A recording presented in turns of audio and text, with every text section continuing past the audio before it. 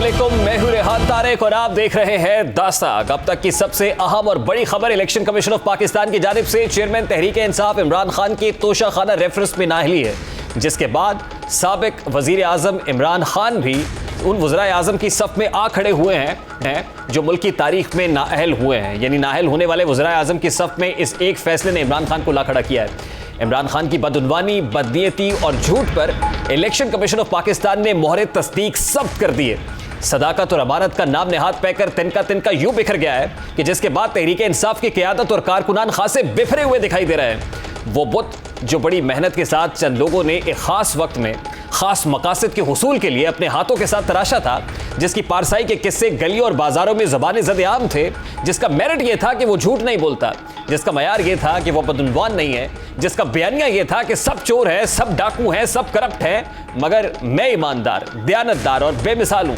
हमने सुना था कि मुल्क की तारीख में बानी पाकिस्तान के बाद इमरान खान बानी पाकिस्तान की अगली तस्वीर है। हमने सुना था कि अब उसका ख्वाब रियासत मदीना की तश्कील है, मगर हज़ार हैफ कि आज मेरा सर शर्म से झुक गया है कि जब पूरी दुनिया में ये पैगाम कि मेरे मुल्क का साबिक वज़ीर आज़म सर्टिफाइड बदउनवान है, ये गया है। मेरा मुल्क के साबिक वज़ीर आज़म का पसंदीदा मशगला तोहफे में मिलने वाली महंगी घड़ियों, कफलिंग्स, पेन और इस समेत कीमती अशिया को मेरा सर शर्म से झुक गया है कि जब पूरी दुनिया में ये पैगाम पहुंचा है कि जिसे हम सादिक और अमीन समझते थे, वो बदनीयत, बदउनवान, झूठा, फरेबी और मक्कार सब कुछ था, मगर सादिक और अमीन नहीं था। आपको दिखाते हैं कि किस तरह उनके पार्टी के सीनियर अकाबरीन की जानिब से सदाकत और अमानत का एक नाम नेहाद पैकर तराशा गया था। पाकिस्तानियों, चोरों के साथ हम अपनी लीडर का मुकाबला नहीं कर सकते। एक तरफ सनद याफ्ता चोर, डाकू, झूठे, लुटेरे, दूसरी तरफ पाकिस्तान का सादिक व अमीन वजीर आजम इमरान खान। और एक एक पैसा जो है बाहर से पाकिस्तान पैसा लेकर के आए और 40 साल पुराना रिकॉर्ड भी दिया। 1 साल से ज्यादा मुकदमा चलता रहा सुप्रीम कोर्ट में, माइक्रोस्कोप लगाकर उनका ऑडिट किया गया। बचपन में जो ईडियां मिलती थी उनका भी पूछा कि ये कैसे मिलती थी, उसकी रसीदें दिखाए। एक एक चीज की उन्होंने दस्तावेजात दी, 60 से ज्यादा उन्होंने डॉक्यूमेंट्स दिए और सादिक और अमीन डिक्लेयर हुए। इलेक्शन कमीशन ऑफ पाकिस्तान के इस फैसले के बाद वो ब्रांड आज ऐसा है कि जैसे हवा में मुअल्लक हो गया है। अभी कल ही की बात है, ज़्यादा दूर की और ज़्यादा देर की बात नहीं है। कल हमारे प्रोग्राम में पीटीआई रहनुमा जमशेद इकबाल चीमा को जब मैंने ये कहा कि इमरान खान को सादिक और अमीन न कहें क्योंकि ये अल्फाज तो पैगम्बर इस्लाम वजह तख्लीक कायनात आकाए दो जहां हज़रत मोहम्मद सल्लल्लाहु अलैहि वसल्लम की ज़ात के साथ अच्छे लगते हैं, इस बात पर वो भड़क उठे थे। लेकिन आज 24 घंटों में ये बात साबित हो चुकी है कि हमारी बात ठीक थी। इंसान खताओं का पुतला है, इंसान गलतियों का पुतला है। सादिक और अमीन अब कोई भी नहीं है। कल क्या बात हुई थी और किस पर वो भड़क रहे थे, ज़रा वो भी आपके सामने रखता है। सादिक और अमीन का लफ्ज़ नबी आखिर-उज़्ज़मा हज़रत मोहम्मद सल्लल्लाहु अलैहि वसल्लम जो आकाए दो जहां है, मेरा ख्याल उनके लिए तो बड़ा सूट करता है, मुनासिब लफ्ज़ है। उनके अलावा तो कोई इस कायनात के अंदर शख्स सादिक और अमीन होने का दावा नहीं कर सकता। ये आप बात को ट्विस्ट कर रहे हैं, इस बात को ये करप्ट लोग जो है ना, इस मुल्क के चोर, इस मुल्क के चोरों को नफरत इस लफ्ज़ से, ये इमोशनली ब्लैकमेलिंग है। आज आप बोल रहे हैं कि ये लफ्ज़ ही नहीं होना चाहिए। कोई कट्टा नहीं खोल रहा सर, ये पार्लियामान के अंदर क्यों नहीं होना चाहिए भाई? मेरा ईमान है सर, नहीं होना चाहिए ये लफ्ज़।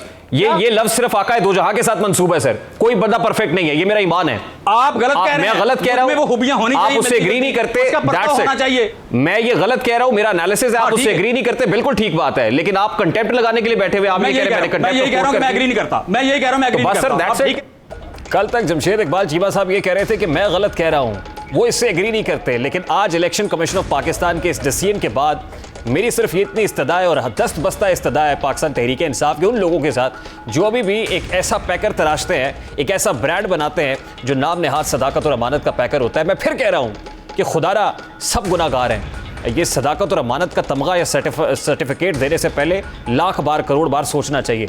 इमरान खान आज नाहल हो चुके हैं। माजी में बाकी सियासतदानों को नाहल किए जाने पर वो सदाए हक बुलंद करते थे, हक और सच के फैसले करार देते थे। उनके नज़दीक 62 और 63 का जो कानून है वो बिल्कुल अप्लाई होना चाहिए। लेकिन आज सूरत हाल इसके बिल्कुल बरक्स दिखाई दे रही है। जिस वक्त माजी के वज़राए आज़म नाहल होते थे तो कैसे इसको सेलिब्रेट किया जाता था, ये उनकी स्टेटेड पोजीशन थी। सिर्फ यही नहीं बल्कि इसके ऊपर वो कानून को हरकत में लाने का दर्स भी देते थे। क्या कहते थे कि कैसे पुलिस को गिरफ्त में लेना चाहिए और फिर अक़वाम आलम के लीडर्स की मिसालें कैसे दिया करते थे, वो भी आपको साथ दिखाते हैं। इस्राइल का प्राइम मिनिस्टर नेतन्याहू, उसके ऊपर पुलिस ने जाके उसको क्वेश्चनिंग की है और उसका जुर्म क्या है? कि उसको कोई तोहफे दिए गए हैं। यहां तो चलता ही सारा काम तोहफे पे। आपने सुप्रीम कोर्ट में सुना था कि मरियम को कोई 2 करोड़ की गाड़ी का तोहफा मिल गया। ये तोहफे के ऊपर प्राइम मिनिस्टर होते हुए उसके ऊपर पुलिस इन्वेस्टिगेशन कर रही है, ऑपोजिशन नहीं कर रही। वो तोहफा लेने को खासा मायूब समझते थे, खासतौर पे तोशा खाना से, जिस वक्त वो ऑपोजिशन में थे। लेकिन जब खुद तोहफे लेते रहे तो किस तरह इसको जस्टिफाई करते थे कि मेरा तोहफा मेरी मर्जी, और उनके राइट लेफ्ट जो लोग बैठे हुए थे वो क्या बयानियां अपनाते थे। आज इस केस के तफसीली फैसले पर भी बात करेंगे, लेकिन उससे पहले इस इंपॉर्टेंट एस्पेक्ट पे बात करने के लिए इस वक्त सीनियर एंकर पर्सन तजियाकार सना बुच्चा साहिबा हमारे साथ मौजूद हैं। अस्सलाम वालेकुम सना बुच्चा साहिबा, बहुत बहुत शुक्रिया आपके वक्त के लिए। सबसे पहले तो मेरा बड़ा सादा सा सवाल है, कल तक जो वज़राए आज़म की नाहली पर मिठाइयाँ बांटते थे, आज वो सरापा एहतजाज क्यों है? सरापा एहतजाज क्यों है ये तो आपको भी पता होना चाहिए कि पूरा 6 माह की जो कोशिश थी वो रंग लाई है। ये तो आपको पता है कि उनके साथ अपना कोई पॉलिटिकल जमात है वो किसी को साथ रखना नहीं चाहते क्योंकि उनसे इतने बेहतर हैं और ना इदारे हैं। तो अब वो अवाम के सहारे ही खड़े हैं, अवाम को ही बार बार इकट्ठा कर रहे हैं। जो 6 महीने की जो हवा उन्होंने डाली है और जो उन्होंने पूरी ब्रेन वॉशिंग की है, जरखेज ज़मीन बना के हमारे दिमागों में जो चीज़ नक्श करती है, वो तमाम तर चीज़ें अब रंग ला रही हैं। अगर आपने अवामी ताकत को अपनी वोट की ताकत और पार्लियामान में आके सर्व करने की ताकत बनाया होता तो शायद हालात आज मुख्तलिफ होते। आपने तो यही करना था। इमरान खान साहब को जो हम बार बार नापसंदीदगी से ये बात करते थे, ये नहीं कि हमें कोई इमरान खान साहब ज़ाती मसला है, जो इमरान खान साहब सोसाइटी के साथ कर रहे थे, जो ये अवाम के साथ थे, जो ये नौजवानों को इस्तेमाल करके जो इन्होंने करना था वो नजर आ गया आज। आप देखिए, अब मोहसिन शाहनवाज रांझा साहब ने FIR दर्ज कराई है कि फायर उनके बिल्कुल साथ से गुजरा। मतलब आप यहाँ पर किसी को रोक सकेंगे जब वो बंदूक चलाएगा किसी के हवाले से? क्या आप मदीना की रियासत में जब यहाँ बननी थी, मदीना की एक्चुअल रियासत में अगर मरियम औरंगजेब के ऊपर ये बात हो सकती है, उस जगह, उस मुकद्दस जगह जहां इज्जत करना, एहतराम करना फर्ज है, वहां पे आप ये कर सकते हैं। लंदन में अगर आप एक मुहज्जब शहर में रहते हुए जहां पे इंसानी ह्यूमन राइट्स हैं, वहां पाकिस्तान नहीं है कि आपने किसी कुछ भी कह दिया, डंडे मार दिए, जैसे यहाँ आपने पंजाब के कल एक शहर में देखा भी है। आपने वहां पे वो कर दिया तो आप सोचे कि पाकिस्तान में क्या होगा। मतलब आप सोचें कि नैन्सी पेलोसी की जो वीडियो आई है 7 मिनट की, जो आपने देखी नहीं है पहले, मतलब जो उनके साथ हुआ जब ट्रंप के जो सपोर्टर्स थे वो पार्लियामेंट के बाहर पहुंच गए, उन्होंने टेयर गैस मास्क पहन के ये लोग बाहर निकल रहे थे, उनके साथ जो हुआ, जो शीशे तोड़े गए, जो दरवाजे तोड़े गए, इट वाज अ chaos। अगर अमेरिका में ये हो सकता है तो आप मुझे बता दीजिए यहाँ पर क्या होगा। तो इमरान खान साहब जिसकी तैयारी कर रहे थे, ये वही हो रहा है। अब इससे कता नजर कि ये फैसला दुरुस्त है या नहीं दुरुस्त, क्योंकि इसमें वाज़े डिवीजन नजर आ रही है। कुछ आपके वकीला कहते हैं कि ये सुप्रीम कोर्ट का इख्तियार है या बाकी हाई कोर्ट का इख्तियार है, ये इलेक्शन कमीशन का बहरहाल इख्तियार नहीं है। लेकिन उस पर आप बेहतर जानते हैं कि कौन सी शिक के हवाले से मोहसिन शाहनवाज रांझा साहब, जो खुद भी एक वकील हैं, उन्होंने सोच समझ के केस किया होगा। और उस रोशनी में अगर देखा जाए तो इस केस का फैसला ये बनता है या नहीं बनता। और अगर गोशवारे जमा कराने के 120 दिन बाद फौजदारी कानून साजी होनी है तो उस पर भी आई थिंक लॉयर्स बेहतर बता सकते हैं। Let's just forget about it for a moment. लेकिन जो कार्रवाई हो रही है वो बदउनवानी के इल्जाम पर हो रही है, करप्ट प्रैक्टिसेस साबित होने पर यह ज़ाब्ता फौजदारी के तहत मामला सेकंड सेशन जज को भिजवाया जा रहा है। सना बुच्चा साहबा, मेरा तो सर शर्म से झुक गया है कि मेरे मुल्क का साबिक वजीर आजम वो तोहफे में मिलने वाली कीमती अशिया को मार्केट में फरोख्त कर देता था। मेरा सर शर्म से झुक गया है कि मेरे मुल्क का वो साबिक वजीर आजम जो सदाकत और अमानत का नाम नेहाद पैकर था, आज वो तिनका इस इलेक्शन कमीशन ऑफ पाकिस्तान के डिसीजन से बिखर गया है। बताइए कि फिर वो लोग जो इमरान खान साहब को एक ब्रांड बनाकर पेश करते थे, इस फैसले के बाद क्या वो ब्रांड डैमेज हो गया? देखिए, ब्रांड डैमेज नहीं हुआ, उनको सियासी शिकस्त नहीं हुई। इमरान खान साहब के बारे में आप लाख कह दीजिए कि अब वो तिनका शिराजा बिखर गया है उनका और वो अब कुछ नहीं रहे। मुझे तो शर्म से इसलिए मेरा सर झुक गया है कि एक आदमी ने तौहीन अदालत की, जिसने तौहीन सिटिंग जज की, जिसने तौहीन मजहब की, जिसने तौहीन आइन की, जिसने बाकी सब चीजें भी की, लेकिन उसको फाइनली आके अगर उसको शिकंजे में पकड़ा है तो इस केस में पकड़ा है। मुझे तो इस बात पर शर्म आती है कि आप, हमारी हुकूमत बैठी हुई है, रोज सुबह शाम दोपहर आपको प्रेस कॉन्फ्रेंस में बताती है कि इमरान खान साहब कितने झूठे हैं, कितने करप्ट हैं, फॉरेन फंडिंग का फैसला आने दें, फिर ये कर देंगे वो कर देंगे। आ गया जी फैसला, क्या कर लिया आपने? तो मुझे तो इनकी जो मसलियत पसंदी है उस पर ज्यादा शर्म आती है। अरे इमरान खान साहब नाहल हो गए हैं, वो इलेक्शन नहीं लड़ सकते, करप्ट प्रैक्टिसेस के तहत ज़ाब्ता फौजदारी की कार्रवाई हो रही है, आप समझते हैं कि अभी भी ये कुछ नहीं? मैं समझती हूँ कि जहां तक इमरान साहब को मौका दिया गया and it is too little too late. Imran Khan साहब ने अपना पूरा जो एक मुजस्समा है वो क्रिएट कर दिया है। जब उसकी बुनियाद रख रहे थे स्टैचू की, उस वक्त आपको तोड़ देना चाहिए था इस बुत को। आपने बुत को नहीं तोड़ा, आपने उसको पूरी कद काट के साथ बिल्ड होने दिया और वो बिल्ड हो गया है, अब भुगती है। अब ये मामला आसान नहीं है, कोई भी नहीं कह सकता इमरान खान साहब माइनस हो जाए या प्लस हो जाए। आप देखिएगा, मुझे तो डर है कि जो अभी राना सनाउल्लाह साहब बार बार उकसा रहे हैं, पता नहीं इमरान खान साहब को, ये हमारे वजीर दिफा ही है ना, मतलब I am not mistaken am I, कि वो कह रहे हैं बड़ा मायूस वजीर दाखिला थे, वहां 20 लोग थे वजीर दाखिला। तो मुझे बता दें, वजीर दाखिला साहब ये कह रहे हैं कि उकसा रहे हैं कि देखिए थोड़े से थे, इतना मायूस कुन एहतजाज क्या आपके लिए, क्या करें 2 लाख लोग ले आए, कोई खून कराएं आपके लिए, क्यों आपको एक्साइटिंग चाहिए कुछ? मतलब ये किस किस्म के वजीर दाखिला हैं, ये क्या कह रहे हैं? मतलब आप उकसा रहे हैं उनको, आप एक सेलिब्रेटरी मोड में ला रहे हैं, ये एक सियासी केस आपने बना दी है।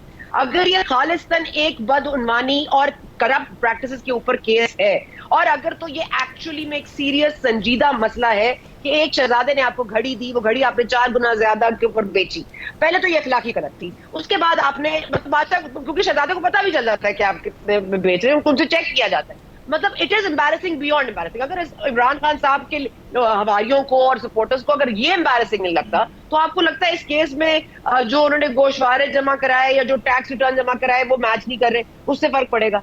आप इखलाकी तौर पर वो जो गलतियां करते हैं उसमें आपको शर्म नहीं आती, तो आप कानूनी दायरे से कैसे बताएंगे लोगों को कि देखिए जी ये हो गया? और देखिए आज 2 बड़ी खबरें, एक खैर ब्लेस्ड फ्राइडे, आजम स्वाति साहब भी रिहा हो गए, आपके चीफ ने भी कह दिया कि वो एक्सटेंशन नहीं लेंगे।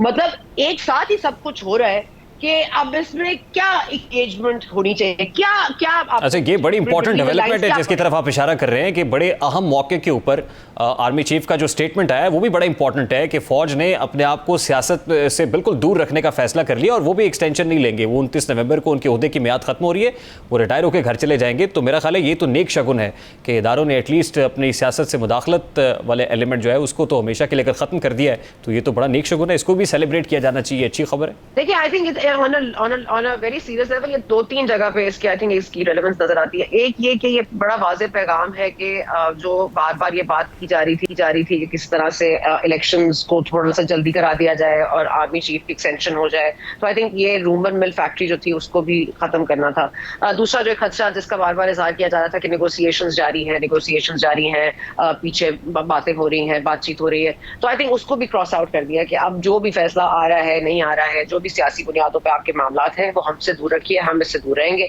और मैं 6 हफ्ते में जा रहा हूँ, उसके बाद आपने जो करना है तो करते हैं। उसके बाद आई थिंक एक और भी कॉल है कि अब मैं 6 हफ्ते बाद जा रहा हूँ, अब आपके सिटिंग प्राइम मिनिस्टर शहबाज शरीफ है, वो चूज करेंगे अगला चीफ, और आपको उसके साथ जिंदा रहना पड़ेगा, जीना पड़ेगा। तो आई थिंक वो एक रूम जो था इमरान खान साहब के लिए, जो एक रूम था कि मतलब शायद कोई बात बन सके, शायद ये मामला हो सके, शायद मार्शल लॉ आ जाए, शायद तमाम चीजें इस तरह से हो जाए, शायद किस तरह बाजवा साहब रुक जाए, आई थिंक उसको बिल्कुल आई थिंक तो इसका मतलब तो ये है कि फिर वो मुज़ाकरात जो बैकडोर चैनल के थ्रू हो रहे थे वो मुज़ाकरात बेनतीजा खत्म हो गए। तो फिर अब तवक्को की जाए कि आज शाम 8:30 बजे जब इमरान खान साहब खिताब कर रहे होंगे तो लॉन्ग मार्च की कॉल दे देंगे।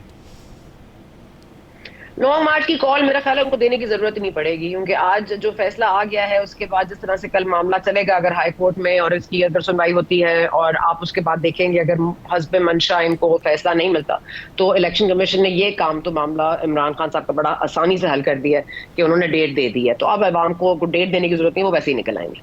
उनको सिर्फ आप देख लीजिए, खट्टक साहब कल से ऑडियो मैसेज उनका सर्कुलेट हो रहा है, आज यास्मीन राशिद साहिबा कह रही हैं, फिर आपके जो आप मगर देखे रेहान जो मसला है ना ये है कि आज आपने देखा कि केपी की पुलिस और इस्लामाबाद की पुलिस आज गत्थम गुत्था थी, एंड दैट्स डिस्टर्बिंग, क्योंकि आपके सूबाई जो 4 सूबे 5 सूबे इनके पास है, इनके पास पंजाब पुलिस है, इनके पास मुन्ने ज़लाई परवेज़ ज़लाई की सपोर्ट है, इनके पास तमाम तर मामलात केपी में इनके पास है।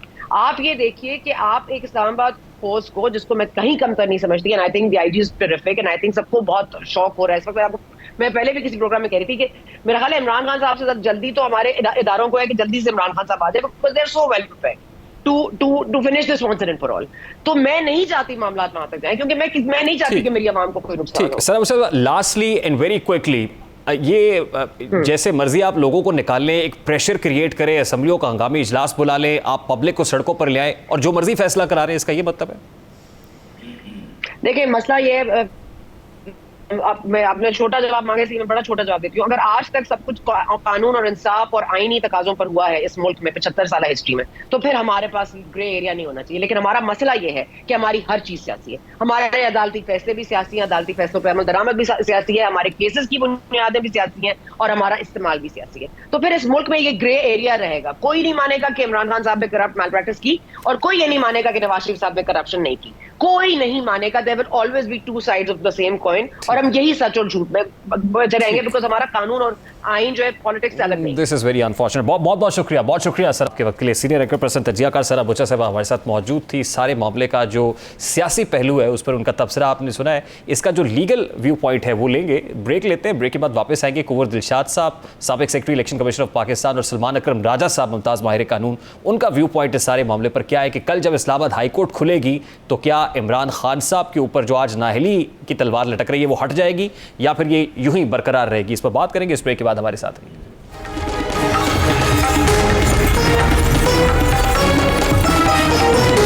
इलेक्शन कमीशन ऑफ पाकिस्तान के फैसले पर तफसीली गुफ्तगू करने के लिए इस वक्त साबिक secretary election commission of Pakistan Kunwar Dilshad साहब ने हमें ज्वाइन किया है। अस्सलाम वालेकुम कुंवर दिलशाद साहब, बहुत बहुत शुक्रिया आपके वक्त के लिए। इलेक्शन कमीशन ऑफ पाकिस्तान के फैसले के बाद बहुत सारा बहाम भी है, कन्फ्यूजन भी है, क्लैरिटी आपसे दरकार होगी। एक सवाल उठाया जा रहा है, बल्कि यूँ कि ऑब्जेक्शन है कि इलेक्शन कमीशन ऑफ पाकिस्तान ने अपने मैंडेट से तजावुज़ किया या इलेक्शन कमीशन की जुरिस्डिक्शन ये नहीं थी कि वो नाअहली का फैसला सुनाता, ये डी सीट किया है, नाअहल नहीं हुए, ऐसे बहुत सारा भाव मौजूद है। तो सबसे पहले इस फैसले पर क्लैरिटी दीजिएगा कि क्या है।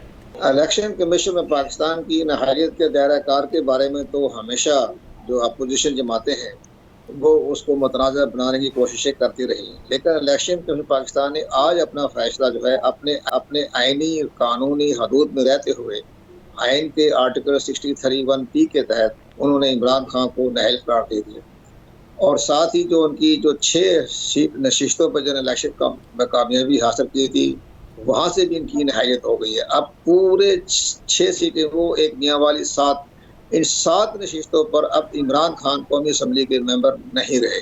और दूसरी सबसे बड़ी अहम बात यह कि इमरान खान साहब ने इस्तीफ़ा दिया हुआ था कौमी असम्बली के स्पीकर साहब को, जो मंजूर नहीं होता, अब वो ऑटोमेटिकली उस सीट से भी महरूम हो गए। इमरान खान साहब जो है ये अगस्त 2023 तक अगर हमारी आइनी मदद पूरी करती है, इस अरसे तक वो कौमी असम्बली के या मजलिस शूरा के पार्लियामेंट के मेंबर नहीं रहे। अच्छा, इसी तरह से अब एक और बड़ा अहम फैसला है। वो फैसला ये है कि इलेक्शन कमीशन पाकिस्तान ने इमरान खान साहब को सेक्शन 137 यानी इलेक्शन एक्ट के तहत, इलेक्शन एक्ट का सेक्शन 137, इसके बाद आगे चलें 167 और आगे चलें 173, इसके तहत इनको एक करप्ट प्रैक्टिस का मुजरम करार दे दी। यानी बदअनवानी, करप्ट प्रैक्टिस का उर्दू में तर्जमा होता है बदअनवानी, तो बदअनवानी का मुजरम करार दे दिया है।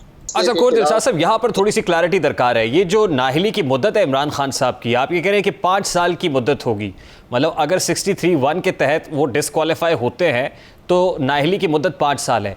ये 5 साल पूरे करना ज़रूरी है या जब तक इस असम्बली की मुद्दत है, यानी अगर अक्टूबर में नेक्स्ट इलेक्शंस होने हैं तो अक्टूबर तक वो नाअहल रहेंगे और फिर उसके बाद वो अप्लाई कर सकते हैं?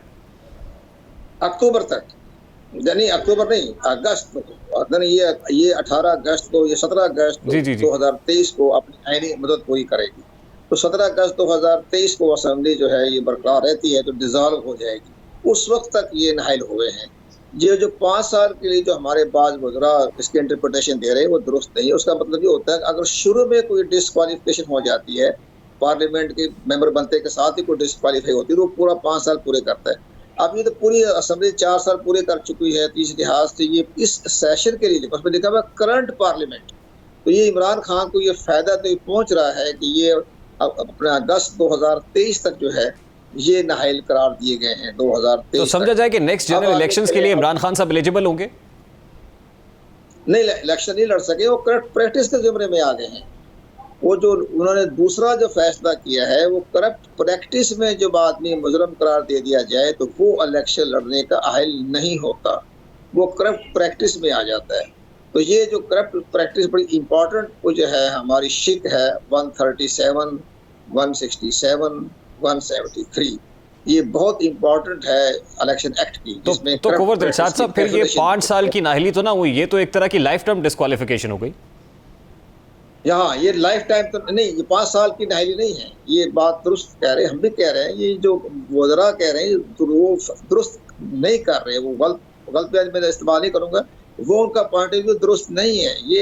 ये कौमी असम्बली जब तक रहेगी 17 अगस्त 2023 तक, उस वक्त तक के लिए नाहल हुए हैं इमरान खान साहब, उस वक्त ही कोई कौमी असम्बली के मेंबर नहीं, लेकिन कुंवर दिलशाद साहब, इसके बाद भी वो किसी इलेक्शन के लिए एलिजिबल इसलिए नहीं होंगे, जैसे आप फरमा रहे हैं कि करप्ट प्रैक्टिसेस के मुर्तकब हुए हैं, वो बदउनवानी के मुर्तकब हुए हैं, अगर वो नेक्स्ट टाइम भी एलिजिबल नहीं होंगे और फ्यूचर में इलेक्शंस के लिए वो अवेलेबल नहीं होंगे, तो फिर तो इसका मतलब लाइफ टाइम डिस्क्वालिफिकेशन हुई ना। तो करप्ट प्रैक्टिस के तहत वो इलेक्शन ही लड़ सकते हैं ना वो फिर। लेकिन इसका फैसला जो है इस्लामाबाद हाई कोर्ट करेगी। इस्लामाबाद हाई कोर्ट के बाद इसका फैसला सुप्रीम कोर्ट पाकिस्तान जाएगा, तो उस वक्त जब तक ये ट्रायल चलता रहेगा हाई कोर्ट में, सुप्रीम कोर्ट ऑफ पाकिस्तान में, उस वक्त ये मसला जो है ये हवा में लड़ता रहेगा। लेकिन अगर करप्ट प्रैक्टिस की जो शिक इलेक्शन कमीशन ने आयद की है, अगर वो हाई कोर्ट तस्लीम नहीं करती, तो फिर वो ठीक है, इलेक्शन लड़ सकते हैं। अगर वो शिक बरकरार रही तो फिर ये इलेक्शन ही लड़ सकते हैं। लेकिन अगर वो शिक बरकरार नहीं रहती तो फिर तो उनकी disqualification for the current assembly भी नहीं होगी। अगर वो करप्ट प्रैक्टिसेस की शिक बरकरार नहीं रहती, फिर तो ये सजा भी ऑटोमेटिकली कलअदम हो जाएगी। नहीं, वो अलग है, वो इन्होंने लगाई आर्टिकल 63(1)(p), उसके तहत उनको नाहलियत रहेगी जब तक ये असेंबली है 17 अगस्त 2023 तक। दूसरी शिक जो लगाई है ना, वो है करप्ट प्रैक्टिस की, वो दूसरी शिक है, वो बेशक, लेकिन वो एक इतनी बड़ी इंपॉर्टेंट शिक है, उस पर हमारी सुप्रीम कोर्ट या ऑनरेबल हमारी कोर्ट्स जो हैं वो बड़ा सोच समझ कर फैसला करेंगे। इससे पाकिस्तान की पूरी जिस आइन और कानून का मामला है, अगर उन्होंने इसको कहा कि जी इसको डिलीट कर देते हैं या इसको कलअदम करार दे देते हैं, तो फिर सारा सिस्टम ही करप्ट प्रैक्टिस का जमीन बोस हो जाएगा ना। नहीं, लेकिन कुंवर दिलशाद साहब, यहाँ थोड़ा सा इस पे क्लैरिटी देना कि ये 63(1) जो अप्लाई हुई है, ये भी तो करप्ट प्रैक्टिसेस का इल्जाम साबित होने पर अप्लाई हुई है, या उससे पहले ये 63(1) भी at the same time apply हो रही है और करप्ट प्रैक्टिसेस की शिक यानी सेक्शन 137 इलेक्शन एक्ट की वो भी अप्लाई हो रही है एट द सेम टाइम? इन दोनों का आपस में क्या रब्त है सर? बराबर रखा है, आप दुरुस्त फरमा रहे हैं। वो भी जो आर्टिकल 63(1)(p) लगाया है, वो भी तो इसी वो आइन है, आइन आर्टिकल, उसके नीचे बनता है एक्ट, उसके नीचे एक्ट जो बना है वो 137 बना, 167 बना, 173 बना, उसके नीचे बन गया, ऊपर तो आइन का। जी, मैं यही कह रहा हूँ ना सर, फिर कि अगर करप्ट प्रैक्टिसेस वाला इल्जाम गलत साबित हो जाता है या कोर्ट उसको सेटिसाइड कर देती है, तो ऑटोमेटिकली जो 63(1) वाला मामला है वो भी तो फिर खत्म हो जाएगा ना। ठीक है, यू राइट, वो भी खत्म हो जाएगा, वो भी कलअदम हो जाएगा। अगर जब इलेक्शन के में पाकिस्तान पर सारा फैसला ही कलअदम हो जाएगा ना, फिर तो फिर तो इलेक्शन के में पाकिस्तान जो फैसला सुनाया है आज, वो कलअदम हो जाएगा। अच्छा कुंवर दिलशाद साहब, ये कहा जा सकता है इस फैसले के बाद इमरान खान साहब सादिक और अमीन नहीं रहे, क्योंकि अगर आर्टिकल 62 अप्लाई नहीं हो रहा जिसमें सादिक और अमीन के हवाले से शिक मौजूद है, तो 63(1) के तहत नाहली पे कहा जा सकता है कि इमरान खान सादिक और अमीन नहीं रहे। ये तो एक पॉलिटिकल नारा है जी, सादिक अमीन का कहना। उसमें आइन में आर्टिकल 62 में पे लिखा पारसा हो, ईमानदार हो, ध्यानदार हो, वो तो अपने नहीं रहे। इमरान खान आज जो इलेक्शन कमीशन ने अपने फैसले में लिखा है कि उन्होंने झूठ बोला है, ईमानदार नहीं रहे, वो ध्यानदार नहीं रहे, उन्होंने गलत बयाने से काम लिया, उन्होंने हक़ाइक़ छुपाए, दानिस्ता हक़ाइक़ छुपाए, वो तो सारा उन्होंने उसमें सब कुछ जिक्र कर ये जिक्र हो गया, लेकिन 62(1)(f) अप्लाई नहीं हो रही फिर भी उसके बावजूद। हम इस तरफ में जाते, सादिक अमीन की तरफ हम नहीं जाते। सादिक अमीन बहुत बड़ा वो है, हम कह सकते हैं कि वो एक इलेक्शन में पाकिस्तान ने वो कहा है कि उन्होंने दानिस्ता झूठ बोला है, वो ध्यानदार नहीं रहे और उन्होंने अपने गलत बयान से काम लिया है, तो ये और वो करप्ट प्रैक्टिस के ज़िम्मे। अच्छा कुंवर साहब, लास्टली सर ये फरमाइएगा कि अब पाकिस्तान तहरीक इंसाफ इसको चैलेंज करने का इरादा रखती है, क्या स्ट्रॉन्ग ग्राउंड्स मौजूद है पीटीआई के पास कि इसको कंटेस्ट करें और कोई रिलीफ भी ले लें इस्लामाबाद हाई कोर्ट से? देखा जी, तहरीक इंसाफ के का जो कर रहे हैं, जो उनके वकला हैं, वो उसको सियासी रंग दे रहे हैं। उसको आप सही तरीके से आप ग्राउंड पे जाएं कि तोशा खान की जो पैसे आए करोड़ों रुपए आया, वो कहाँ तकसीम हुआ, किधर गए, किस मनी लॉन्ड्रिंग के जरिए आया, वो तो स्टेट बैंक ऑफ पाकिस्तान ने पूरा इलेक्शन के पाकिस्तान को रिकॉर्ड पेश कर दिया है। बहुत बहुत शुक्रिया कुंवर दिलशाद साहब, साबिक secretary election commission of Pakistan हमारे साथ मौजूद थे। दो बड़ी इंपॉर्टेंट बातें वो कर रहे हैं कि जो नाअहली की मुद्दत है वो इस असम्बली के टेन्योर तक है, लेकिन वो नेक्स्ट इलेक्शंस के लिए एलिजिबल इसलिए नहीं होंगे कि करप्ट प्रैक्टिसेस के जुमरे में वो आ गए हैं, बदउनवानी के जुमरे में आ गए हैं, ये चार्ज उनके ऊपर है, इसलिए फ्यूचर में वो इलेक्शन कंटेस्ट नहीं कर पाएंगे। अब इमरान खान के पास क्या कानूनी रास्ता मौजूद है, इस पर बात करेंगे। ब्रेक लेते हैं, राजा साहब ब्रेक के बाद हमारे साथ मौजूद हैं।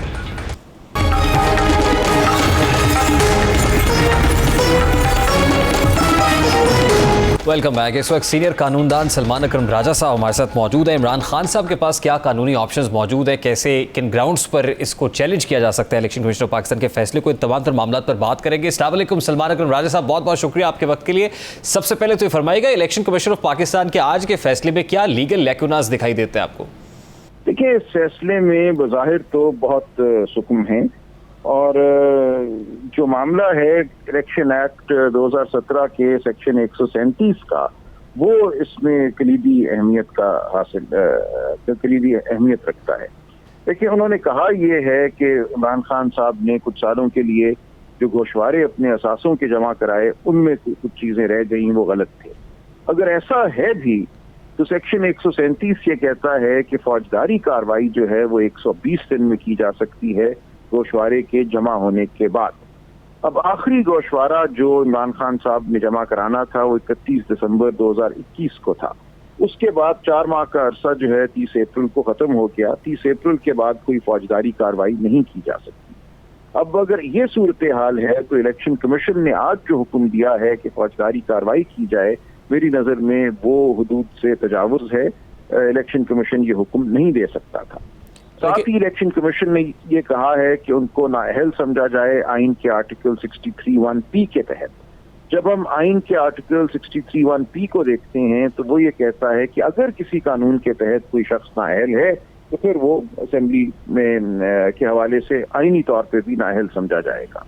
अब कौन सा कानून है जिसके तहत इमरान खान साहब पहले से नाअहल थे, कोई बज़ाहिर कानून नजर नहीं आता।